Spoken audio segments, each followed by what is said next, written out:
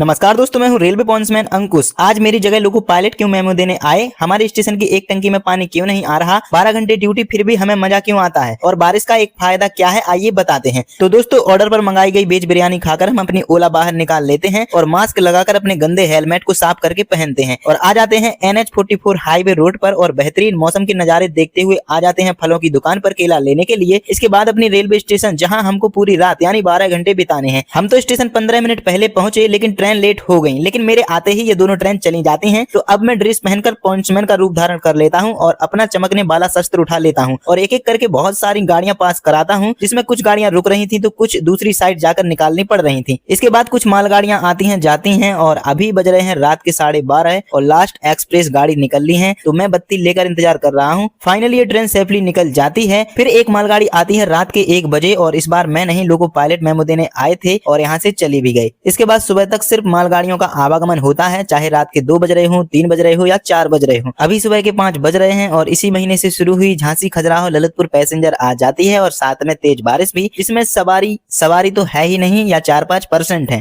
खैर, मौसम बहुत सुहावना है, इसीलिए ड्यूटी में बहुत मजा आ रहा है क्योंकि बारिश रुक गई थी। खैर, अब 6 बज चुके हैं और सरकार की बिजली बचाते हैं लाइट ऑफ करके और मार्जिन मिल रहा है तो 4 दिन से नहीं किए गए ब्रश को करके अपने दांतों का भला भी कर लेते हैं। और फिर 2 मालगाड़ियां आती हैं, जिसमें से एक के लोको पायलट और गार्ड को संदेश पहुंचाने जाना पड़ेगा कि आप अपने घर हो सकता है 2 घंटे लेट पहुंचोगे। जब तक मैं पहुंचता हूं तब तक एक मालगाड़ी चली जाती है। फिर मैं आगे लोको पायलट को मेमो देकर पीछे गार्ड के पास आ जाता हूं और मेमो देकर खुश होकर पैदल स्टेशन बिल्डिंग आ जाता हूं। फिर वापस पैसेंजर आ जाती है और मालगाड़ी भी यहां से चली जाती है। फिर मैंने देखा कि एक साइड के नलों में पानी सिर्फ इतना कम आ रहा है, तो अब इस टंकी के पास चढ़कर जाना पड़ेगा और ऊपर जाकर देखता हूँ टंकी तो पूरी भरी हुई है, लेकिन पिछली बार की तरह ये भी सफाई मांग रही है। तो अपने स्टेशन प्रबंधक जी को ये बताते हैं। खैर, बारिश का एक हमें फायदा दिखता है, ये बाल्टी ऑटोमेटिक भर जाती है।